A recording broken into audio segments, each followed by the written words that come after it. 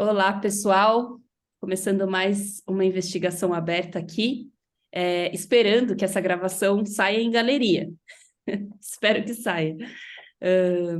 A gente está, então, dando continuidade à leitura do livro A Jornada da Alma, do Bill Plotkin, que não tem tradução em português. Então, The Journey of the Soul Initiation.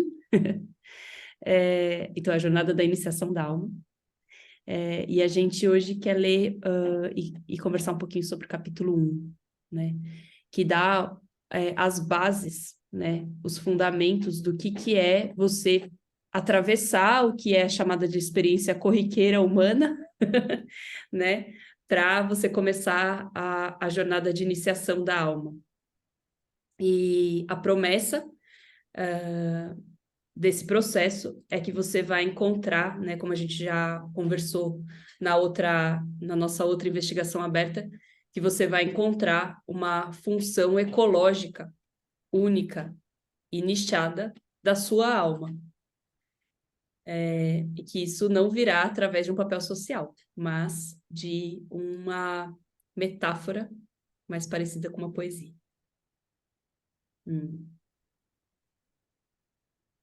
Então, eu queria sugerir da gente abrir trazendo justamente o poema, né, que abre o capítulo, porque eu acho que ele diz tudo e aí a gente pode ir decupando, né, os processos que ele traz esse capítulo. É um capítulo bem estruturante, né? Ele traz esse poema abrindo a ideia e depois ele traz o que ele chama de roda, né? Que é como ele divide as fases da vida humana do ponto de vista de maturidade, né? Então, aonde a gente talvez esteja parado como seres humanos e até onde a gente pode ir, que eu acho que é outro conteúdo bem importante da gente falar aqui hoje. Além de algumas dicas, né, ou ideias que ele dá para como passar por essa porta. Tudo bem? Podemos falar desse primeiro poema? Estou com o capítulo aqui Bora. no meu Kindle. Eu tô com ele traduzido aqui. Ah, legal. Você pode ler então para gente? Tá. Vamos ver se fica bom. Ou você vai passar por essa porta, ou você não vai passar. Se você passar, há sempre o risco de lembrar o seu nome. As coisas olham para você duplamente. E você deve olhar para trás e deixar acontecer. Se você não passar, é possível viver dignamente, para manter suas atitudes, para manter sua posição e morrer bravamente. Mas muito vai te cegar, muito te escapará. A que custo, quem sabe? A porta em si não faz promessas, é apenas uma porta. Hum.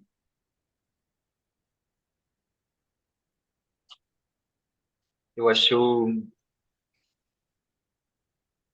que esse capítulo ele começa a mostrar a porta mesmo, né?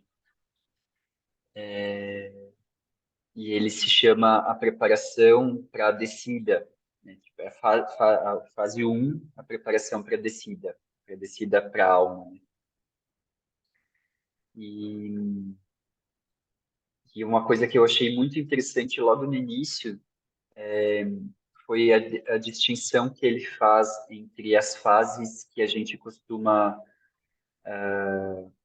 nomear, né, no ser humano, então a infância, a adolescência e a vida adulta, e às vezes a velhice, e o quanto isso se difere de fases que ele acredita que são as fases de maturação, né, ou de despertar, de evolução, e como elas não estão relacionadas. Então, isso me abriu muito a cabeça. Isso me fez questionar, de fato, esse jeito, quão superficial é o jeito com o qual a gente separa cronologicamente a nossa vida, né? Quanto a gente categoriza estados internos, descobertas, propostas para cada fase, comportamentos esperados, tipos de relacionamento, formatos, tudo que se espera de cada fase, né? A gente se relaciona com uma criança de um jeito, a gente se relaciona como criança de um jeito, né? A gente explica para o mundo, ou a gente explica para uma criança sobre o mundo, levando em consideração que ela está nessa fase, que genericamente a gente chama de infância. Mas quantas nuances tem por baixo, né, dessa fase? Será que é uma fase só? Será que são várias? Será que existem várias fases dentro dessa fase? O que é esperado que ela atinja ao final dessa fase? E mesma coisa para a adolescência, para a vida adulta, né, para a velhice. Então, eu acho que isso foi uma das coisas que mais me marcaram assim, nesse capítulo. Quanto a gente tem uma visão restrita e bem cega sobre como a gente divide nossa vida e o que a gente deve esperar e quais são os critérios de sucesso ou de evolução ou de desenvolvimento que a gente espera de cada etapa, sabe? Eu queria ouvir de vocês também o que vocês, como é que foi olhar para isso? Eu acho que o primeiro choque, né, do capítulo essa porta, ela é uma porta de remodelar ou jogar fora uma lente do que a gente chama de desenvolvimento humano, que está basicamente pautado em biologia e sociedade humana, né? E fala assim, olha, se você começa a adentrar do ponto de vista psicológico e espiritual dessa relação com algo maior, isso que você chamou de desenvolvimento, né? Que é você nascer, crescer e ter sua vida basicamente controlada por papéis sociais e hormônios, é muito pouco, né? É um estágio bem infantil. Mas você também precisa cumprir isso para passar pela porta. Você não vai conseguir passar pela porta sem estar, de algum sentido, amadurecido nesses fundamentos, né? Mas isso não é o suficiente. Se sua vida terminar com o término da sua utilidade social, né? Da sua aceitação dentro dos seus nichos sociais e também do que você tem para cumprir enquanto corpo, você vai, né? Você vai, como ele diz no poema, morrer bravamente, mas muitas coisas vão passar cegas por você, né?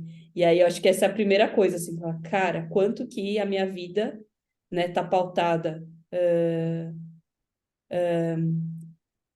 nesses dois aspectos e como eu faço para cultivar outros aspectos, até que rituais ou que ambições, né, eu posso ter para cultivar outros aspectos e com que símbolos e referências eu posso me ligar.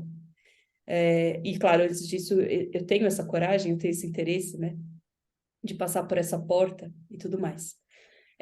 Eu não sei se você consegue, Gas, mostrar aí na tela a roda, porque como você está com o livro em papel, acho que vai ficar mais fácil de ver.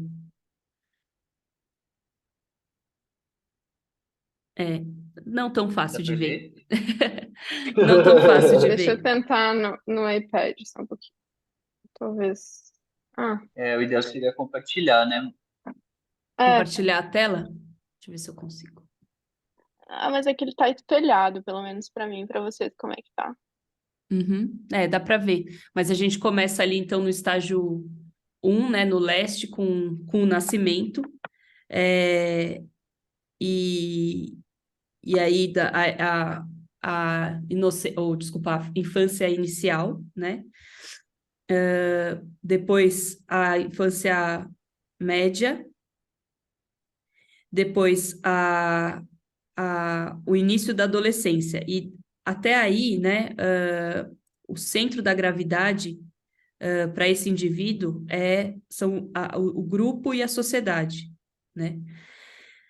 E é exatamente aqui que ele fala que a gente pode parar enquanto sociedade, né? Enquanto a gente está interessado ou apenas focado no nosso desenvolvimento, vamos dizer, hormonal e biológico e social, né?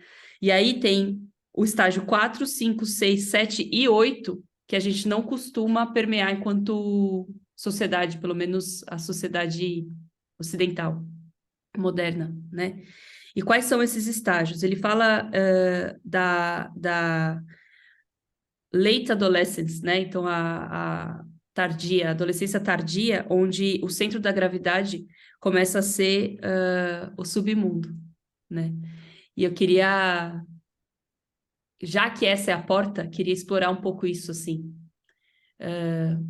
Vocês têm alguma experiência com isso? O que isso significa? Tem algum ritual que ajuda, né? Porque ele fala que a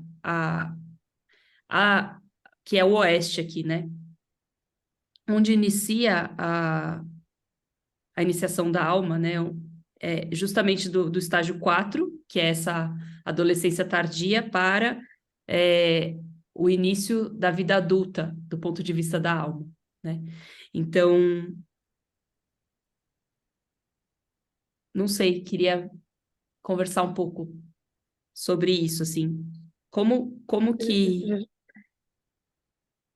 como que a Pode gente terminar. começa como é que a gente identifica a porta?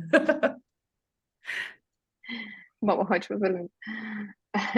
Jô, tu pode habilitar o compartilhamento de tela, porque eu dei um Sim. jeito aqui de Uhum. tirar um print da roda aqui. Aí, tá dando para ver? Sim. Legal. Boa. Então a gente começa, né, como a Ju estava falando, na parte à direita em estágio 1, né, que é a infância inicial, isso aí.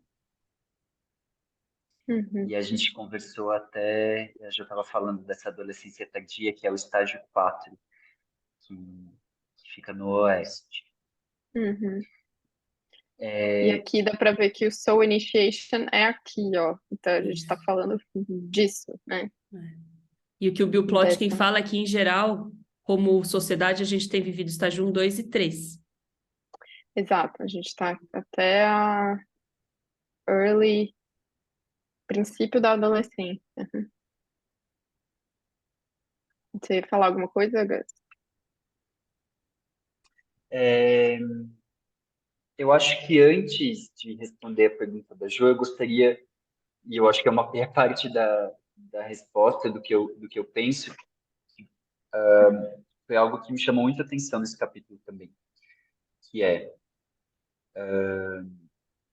o quanto é importante para a gente chegar nessa fase, que ele acredita que é uma fase que a gente fica à beira da porta, né, que seria essa adolescência tardia, que a gente tenha executado, vivenciado, experimentado bem os estágios anteriores. Então, os estágios da infância e dessa adolescência inicial.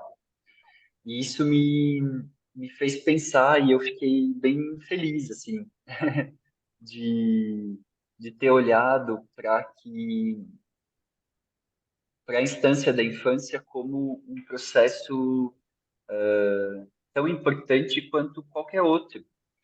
Eu não Uhum. sei, eu acho que na minha mente tem um lugar da, da criança e da experiência de infância como somente acho que não daria nem para chamar de preparação, mas uma fase onde você não tem muita utilidade, embora você seja, né, sei lá, a felicidade da família, das pessoas que te rodeiam. Não sei se pensa muito na infância como um processo de formação da alma, sabe?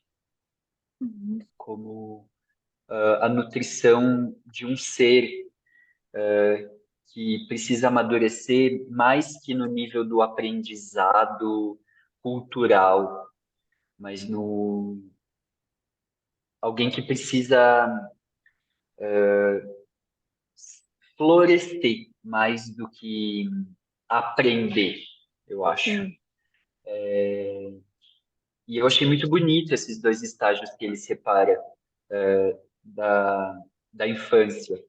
Ele fala que na infância, que é o estágio um, né, que é o nascimento, é o inocente no ninho.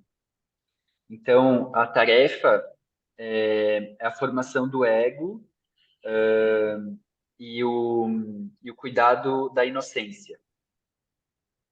A dádiva dessa fase, desse estágio, é a presença luminosa. E o centro de gravidade é o espírito. Eu achei isso muito bonito também. Aí a gente tem a infância média, que seria o estágio 2, que é o explorador do jardim. Eu achei isso também muito bonito. E a tarefa dessa etapa é descobrir o mundo natural e entender os jeitos culturais, né? E a dádiva seria o maravilhamento. E o centro de gravidade é a família e a natureza. E aí ele fala que para você conseguir chegar no estágio 3, nessa adolescência inicial e na adolescência tardia, que é onde ele acredita que a maioria das pessoas está, né, nessa adolescência inicial, 20% só ele acredita estão na adolescência tardia e as outras fases, então, ele nem menciona. Você tem que passar por esses estágios da infância. E mesmo que você não tenha passado, você não tenha amadurecido, você consegue amadurecer agora. Você consegue tentar resgatar essas experiências. Essas são experiências muito, muito legais. Eu fiquei até pensando nisso, assim, como foi a minha infância, se ela teve essas lições, e eu acredito que sim. E eu acho que, em boa parte, porque eu tive uma família bastante que me deixou bastante livre para explorar e foi bastante carinhosa, mas também porque eu nasci no interior. Eu nasci numa cidade pequena, onde o espaço público e mesmo a natureza, ela tinha uma segurança da proximidade e de todo mundo se cuidar. Então, uma comunidade mais próxima, a vizinhança mais próxima. A gente conhecia todos os vizinhos numa faixa assim de 2 quarteirões.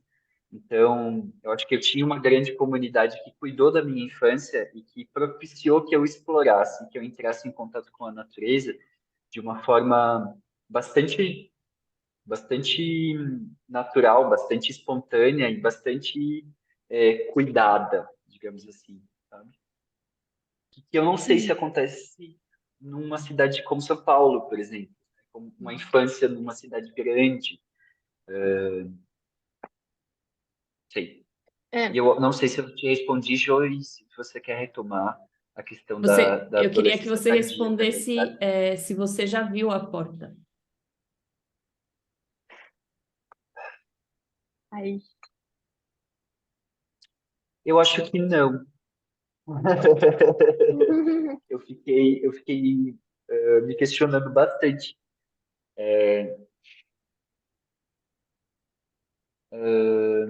Talvez eu tenha tido um vislumbre da porta, mas ela ainda não traçou todos os limites que ela tem. Eu acredito que na fase que eu acho que amadurecendo minha adolescência tardia. E talvez saindo de uma adolescência inicial, que é uma adolescência que, que você, que a tarefa é criar um social self, né? Assim, um self social seguro. Eu acho que eu estou ainda estruturando isso e aí colocando meu pé numa adolescência tardia.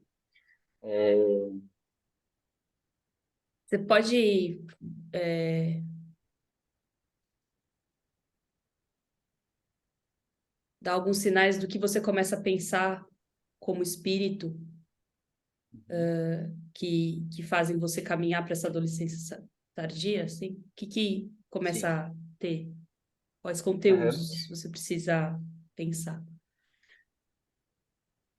Eu estou aqui fazendo um palpite, tá? Se o Bill Plotkin um dia colocar nosso vídeo em inglês e legenda em inglês e nos assistir, talvez ele fale outra coisa. Eu acho que ele não vai fazer. Ou se ele aprender a falar português também, né? Vai saber.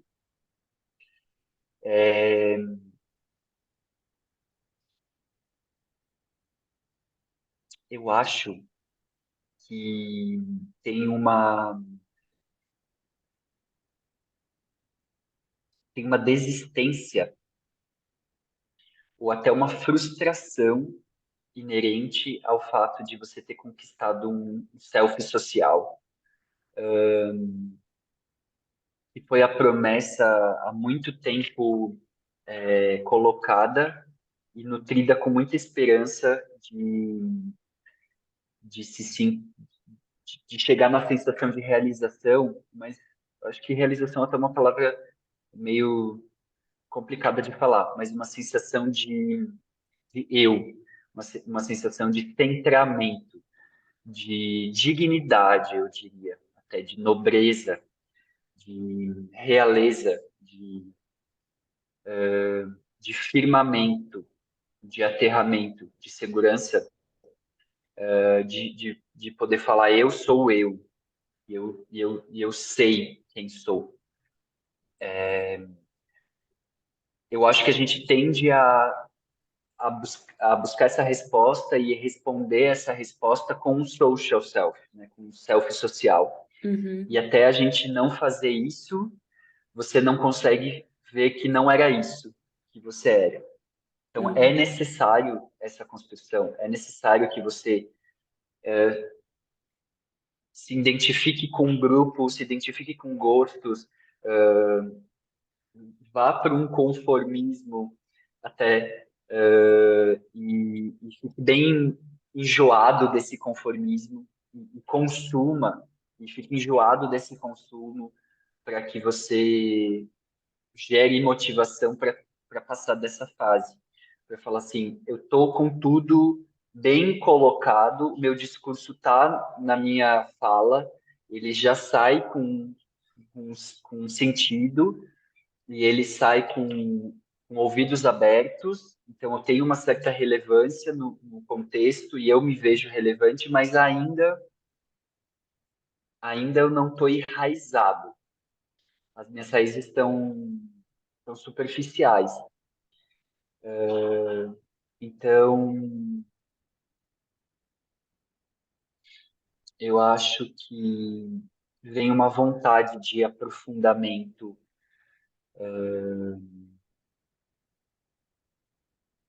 que vem depois de achar que a solidez vinha do exterior, eu acho. E aí eu acho que ele fala um pouco desse submundo, né? Que você já está amparado no exterior, num ego mesmo, assim, num contexto intelectual até, ou de circunstâncias. E aí talvez seja o momento de embarcar numa jornada mais profunda e escura, né? Interna. Não sei, só estou divagando aqui também. Tem uma coisa que você falou para Como, mim como esse final de vocês veem? semana. É que tem uma coisa que você falou para mim esse final de semana que me fez pensar na porta. E eu acho que ela é crucial, assim, para você decidir passar pela porta. Que é, você falou assim, eu vou ser alguém que vai decepcionar a sociedade, Ah, sim. né? Assim, ó, para onde eu tô olhando, eu vou fazer coisas que as pessoas não vão entender. Quer dizer, você já tá, apesar de você ter um papel social até bem público, né? Bem solidificado, assim, é bem claro qual que é a tua função na comunidade, né? É, você vai tomar decisões até pelo bem da comunidade, né? Sem É, dúvida. que aliás, é completamente pautado nisso, mas que não necessariamente estão no senso comum, né? Uhum. Porque você começa a ver que as coisas precisam servir a algo maior do que a adolescência comunitária, né? Então, não sei se você quer se explicar Nossa, mais sobre isso.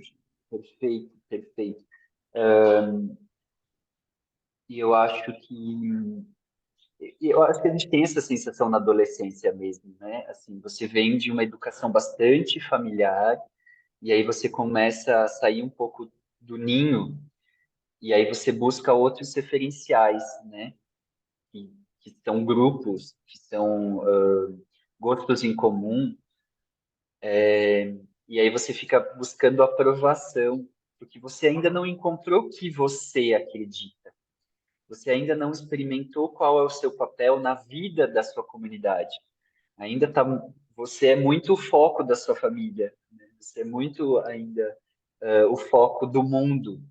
Você é o centro do E a mundo. sua família é o seu foco também, né? É, exato. Hum.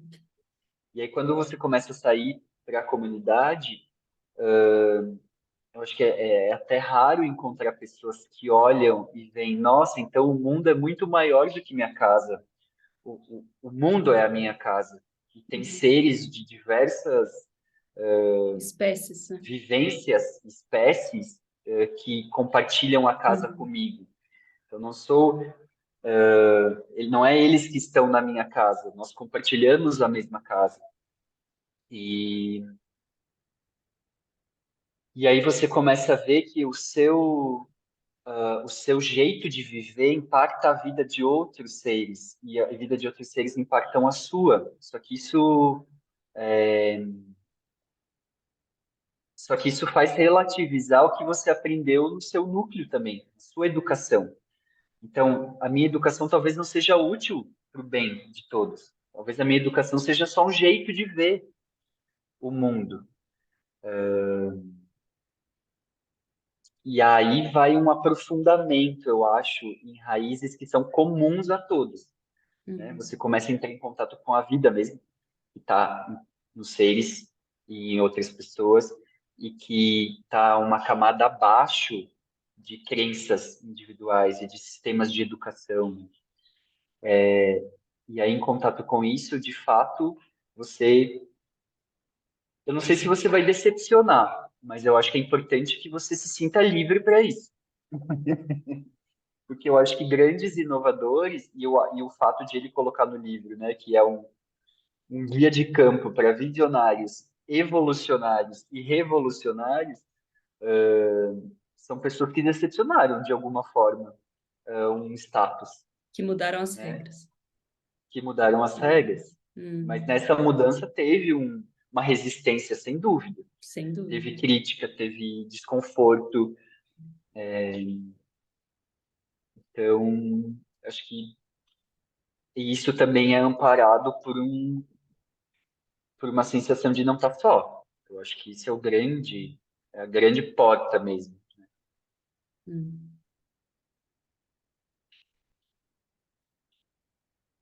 Eu queria, assim, acho que tudo que você falou é parecido com o que eu experimento também, né? Essa, apesar do cultivo da alma, que eu acredito que todos nós aqui fomos bastante dedicados, né?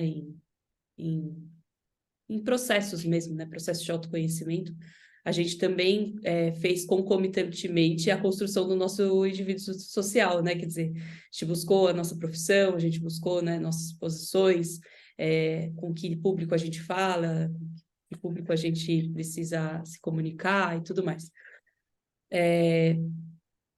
Mas o que eu comecei a perceber a partir desse capítulo e a partir dessa porta é que um ritual, ele é como se fosse um furo, uma porta, um acesso a, a outras dimensões de informação, de energia, de comunicação, que furam a bolha da, da adolescência.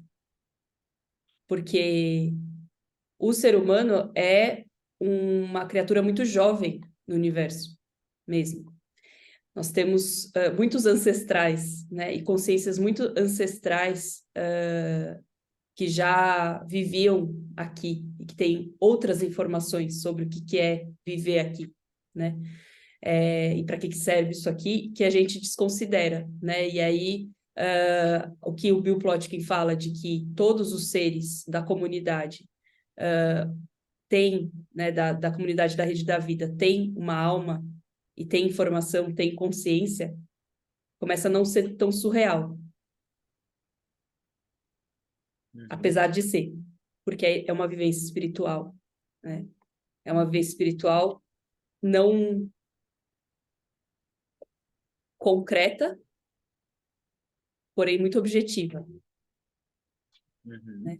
E aí o ritual, ele é literalmente essa porta, né? Quando a gente constrói um ritual, quando a gente constrói um ambiente para acesso, através de símbolos, poesia e metáfora, né? De outras camadas de consciência que já estão sendo pensadas há muito mais tempo do que o ser humano experimenta, né? A gente abre literalmente uma porta. E isso parece metafórico, mas não é. Não é. Né? E existem até sociedades que a gente tem histórico, contato com o histórico delas, que viviam coisas muito objetivas em relação a isso, que hoje, pela nossa condição cognitiva, a gente acha que era simbólico, né? Como o Egito, por exemplo. A gente acha que o que eles viviam lá era simbólico, né? Era uma religião, era algo que eles acreditavam, né? Será que aquilo não era uma vivência bem objetiva de contato com outras camadas de consciência que não são humanas, mas que nos posicionam melhor no nicho, nos nichos, né, da rede da vida?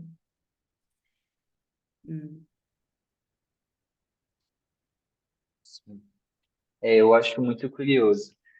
Eu sou um amante e um estudante e devoto da cultura egípcia antiga, desde muito criança.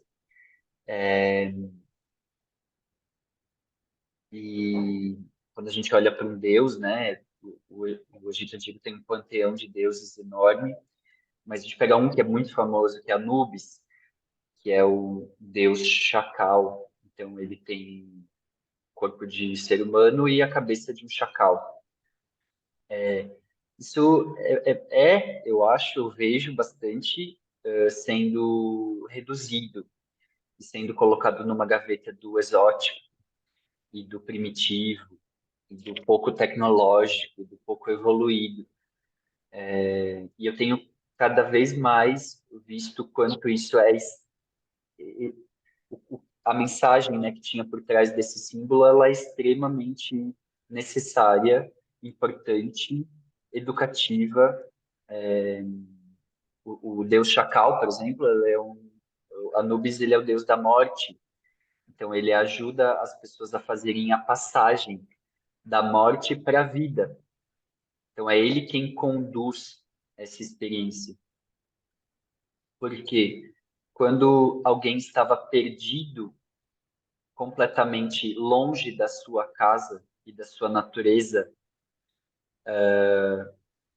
quando essa pessoa estava no meio do deserto, sem orientação, sem guiança, se ela encontrasse um chacal, ela poderia seguir esse chacal e o chacal levaria ela de volta para sua casa, de volta para a civilização. Esse era um animal com poder de guiança extraordinário.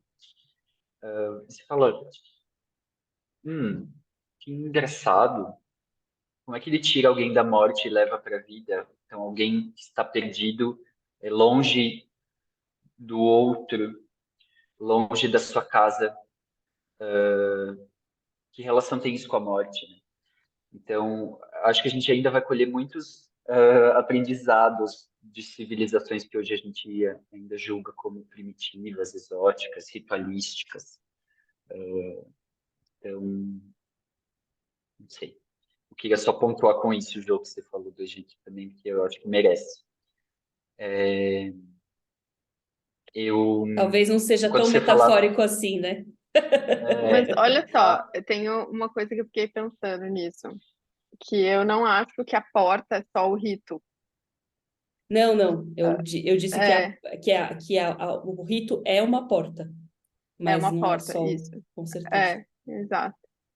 Porque o que ele fala, que eu achei interessante, depois na frente no livro ele conta de histórias de pessoas que passaram por isso. Ele fala muito do Jung, né? Por ele ser indiano, né, e tal. E aí ele conta como essas pessoas, elas foram abduzidas. Ele usa essa palavra mesmo. Porque como na sociedade contemporânea a gente não tem mais isso, né? Não tem a valorização desses ritos de passagem, as pessoas tiveram que a- passar por quase enlouquecer, né? Ser considerado uma loucura. E aí eu acho interessante falar sobre a perda desses rituais da cultura, que é uma das coisas que ele fala também no início. E os nossos sistemas, né, de educação, de religião, de medicina, etc., e várias outras, foram construídos sem essa consciência. E eles, às vezes, previnem as pessoas de conseguirem passar por esses estágios. Eles são construídos para prevenir, até, não para prevenir, mas eles acabam prevenindo, né? Justamente por não ter isso na cultura. Então é como se a pessoa de fato ficasse louca, né? Porque se esse é o normal, se o normal é estar dentro do sistema e a forma que, né, a cultura não apoia isso, é quase como se as pessoas ficassem marginalizadas, né? Então, por isso faz tanto sentido a gente trazer esses rituais de novo, né, de uma forma contemporânea, para que dê suporte mesmo, né, para as pessoas. Sim. Tem uma parte que ele fala sobre o despertar eco, né? O eco awakening, Uhum, que eu achei muito legal.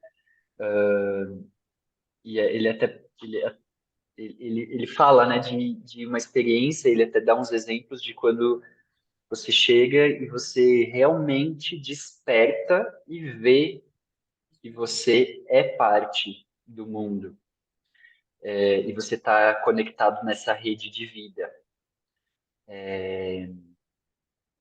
E aí tem uma pergunta aqui muito legal. Como seria o nosso mundo se todos os humanos experimentassem a Terra como sagrada? Eu fiquei tipo um tempo assim parado antes de voltar a ler. O Eco Awakening, né, o despertar eco, é uma experiência somática, emocional e espiritual, não só uma mera experiência cognitiva. E aí isso também para mim é muito chocante, porque como a gente está cego pelo cognitivo, né? Como a gente está cego pelo intelectual, pelo categorizar, pelo nomear, pelos significados rasos e, e pouco pela experimentação. E a gente não foi ensinado mesmo, né? Ter um vocabulário, linguagens mais sutis. Eu acho que é disso que ele está falando também um pouco. Eu gostaria de ler um parágrafo que para mim foi o mais incrível desse capítulo, que é: o despertar eco quebra o seu mundo, rocks your world. Não sei se rocks, sei lá, ele mexe. Agora você realiza que você antes estava num tipo de refúgio ecológico e existencialmente sem teto. O desespero, a ansiedade, a alienação e a falta de lugar que você tinha experimentado toda a sua vida se dispersa como uma neblina no nascer do sol de manhã. Você se sente em casa, no mundo,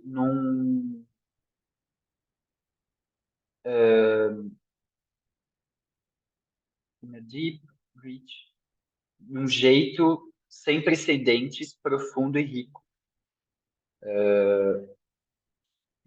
De um jeito que você não sabia que você tinha saudade. Você nem sabia que era possível. Cada coisa natural não é mais um objeto, mas um assunto que agora você está relacionado e sempre esteve relacionado. A separação terminou. Você escapou da matrix consumidor conformista e retornou conscientemente para o mundo onde você foi nascido. Um mundo animado, em que tudo está vivo, tudo fala e tudo está relacionado com tudo mais. Uau. E tem uma coisa muito massa desse que ele fala também, do Echo Awakening, que é que ele divide em duas etapas, dois aspectos, né? Que é a inocência e a conexão com a natureza. A inocência é tu recuperar a tua capacidade de estar presente no teu corpo, e a conexão com a natureza, bom, é autoexplicativo, né? E que isso seria uma forma de recuperar a experiência que a gente deveria ter tido no estágio um e estágio 2 da infância, né? E aí o que ele fala que é interessante é que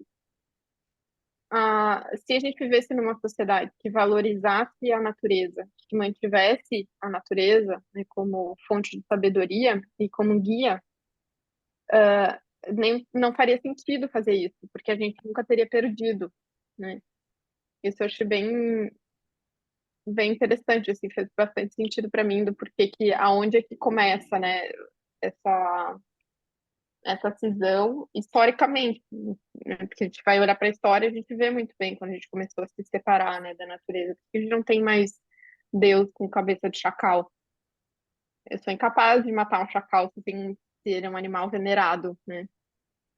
E se eu matar, vai ser uma coisa muito mais ritualizada, vai ter outro significado, né?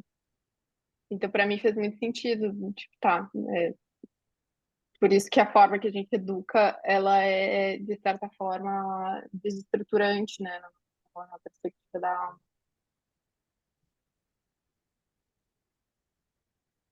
Demais.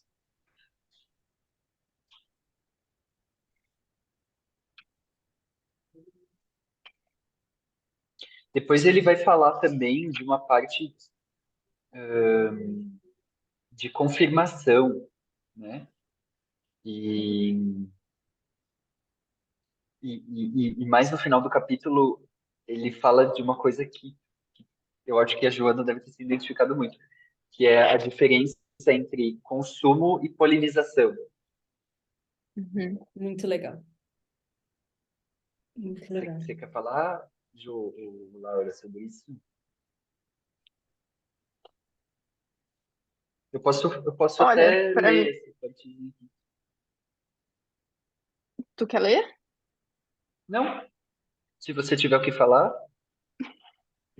É que eu fiz uma conexão dessa parte que tu comentou, né, da diferença, que ele usa muito a metáfora da borboleta, né, que é o estágio da lagarta, é o estágio onde a lagarta ela só come o dia inteiro, ela dorme ou ela tá comendo, ela consumindo, consumindo, consumindo. E aí depois que ela passa pelo processo dela, ela é uma coisa completamente diferente, né, que é uma borboleta, ela poliniza. E aí eu achei que isso foi perfeito para, de novo, exemplificar os efeitos da gente não ter esse estágio de amadurecimento. O paralelo que ele faz é como se a gente estivesse preso nesse estágio aonde eu preciso consumir, consumir, consumir, ou eu estou muito focado no fora, né? E não consigo sair dessa posição de autocentramento para oferecer algo para a comunidade, que é o que seria um dos aspectos de quando se entra no estágio do adulto, né? E aí eu achei super interessante, para mim fez muito sentido, de novo, né? Por que que esse trabalho é tão importante, né? E Pra- tem. Pode falar, Ju. só complementar, assim, porque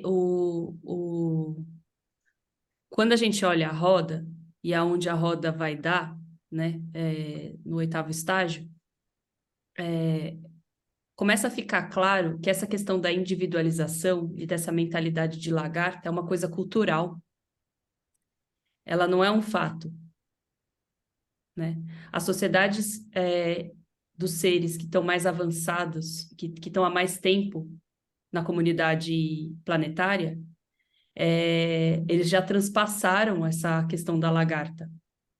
Eles já trabalham, né? Como o salmão, por exemplo, né? Que o Gus leu na nossa última investigação, ele já trabalha para toda uma condição a favor da vida, né? Ele não trabalha para a própria vida, para o indivíduo, ele trabalha para a condição da vida, né? Na Terra. Uhum. Ele atua para essa condição. Então, começa a ficar muito claro, assim, que a individualização, o pensar em si mesmo, no que é melhor para si, os próprios sonhos, os próprios é, é, objetivos, é uma coisa muito cultural.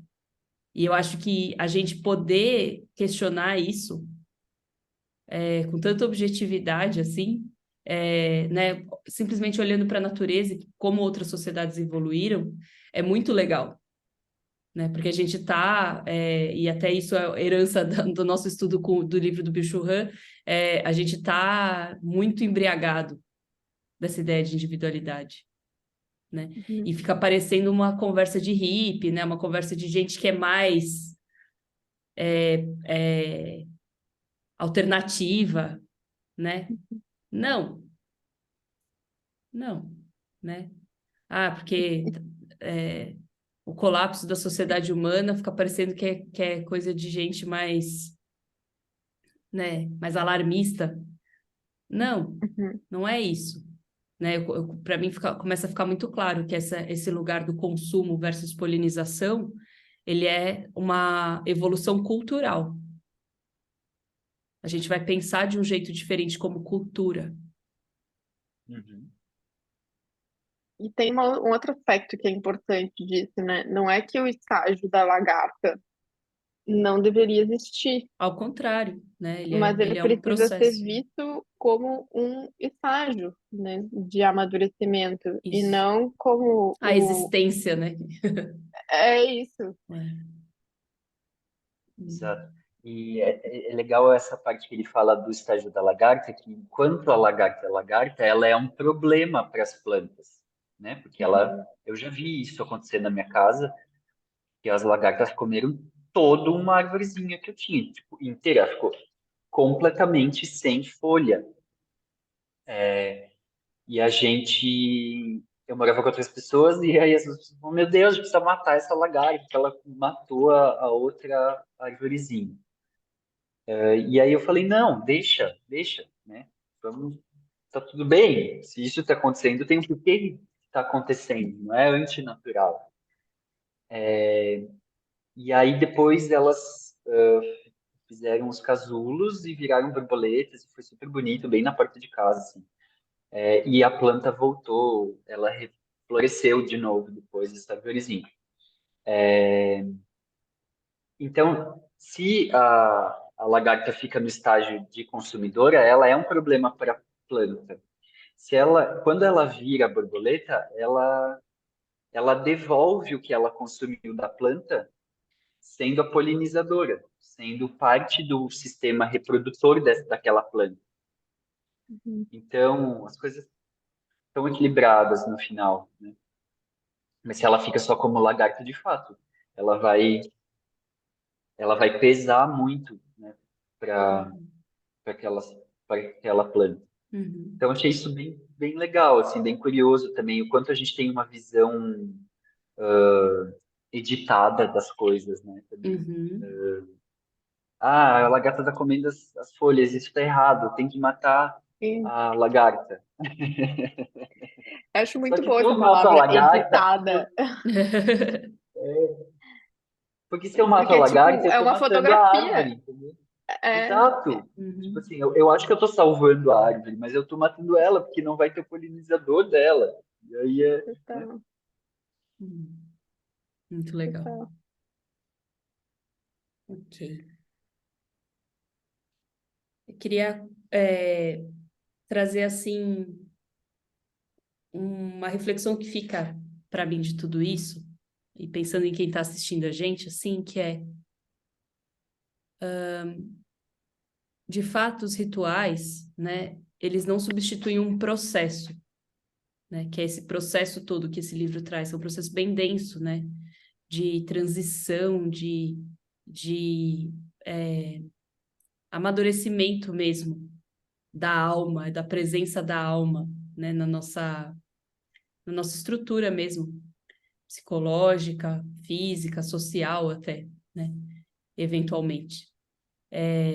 Mas os rituais são espaços definitivamente assim, né, à medida que a gente vai caminhando nas leituras, eu vou percebendo assim quantos rituais são espaços de amadurecimento da consciência, né, de Uhum. literalmente de amadurecimento da consciência, de acelerar a chegada da alma, de ser essa porta, né? Então, claro, eles são marcos dentro de um processo que você pode ou não dar boas-vindas, né? Mas que eles são espaços importantes para a consolidação dos aprendizados que esse processo traz.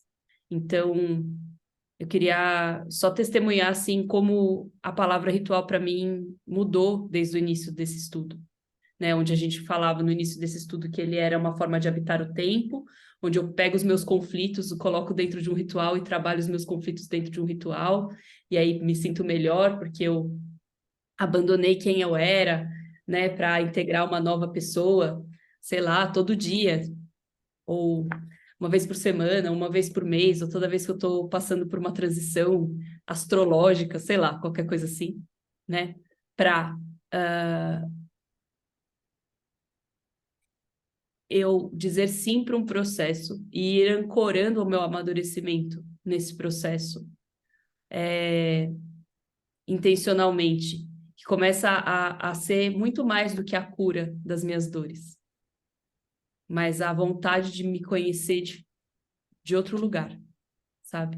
Eu acho que a gente gasta um tempo assim, né? E ele até fala, é importante você curar suas dores. Não é que não é importante, mas não é só isso. Tem uma coisa é você estar nessa jornada da alma para estar no hospital, vamos dizer assim, né? E aí você vai até certo ponto. Outra coisa é você estar nessa jornada da alma para entrar na universidade, né? E realmente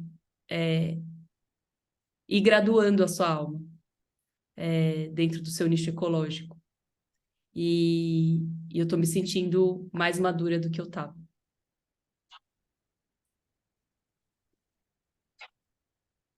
Perfeito. Uhum. Eu, eu, eu acho que eu continuo falando a mesma coisa, mas entendendo com outro nível de consciência e de importância. O que eu acredito que é uma experiência que eu sinto muito antes e depois de um ritual, e é a experiência do meu processo, que é a minha dimensão mesmo. Eu sempre mudo de dimensão. E não é a dimensão de dimensões, mas de tamanho mesmo, sabe?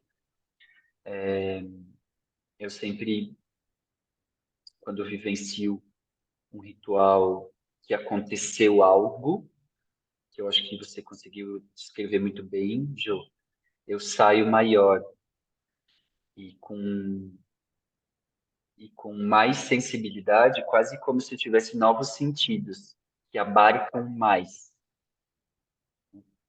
visão e mais reconhecimento da vida. Aí. Queremos ver mais gente participando dessa reunião, gente. Venham, Precisamos. precisamos. Toda terça, às 11h30, a gente abre essa sala aqui, que é o portal, viu? Muito legal.